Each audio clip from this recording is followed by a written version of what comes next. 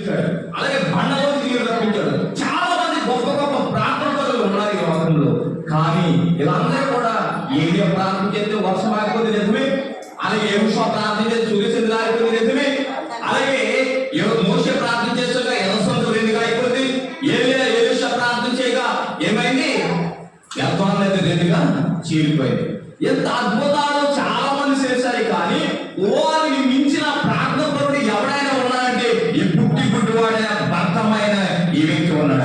కారణం చెప్పిన వాళ్ళందరూ కూడా సృష్టిని ఆఫ్ చేశారు, ఇతడు సృష్టికర్త అయిన యేసుక్రీస్తు వారిని ఆఫ్ చేయగలడు. హల్లెలూయా.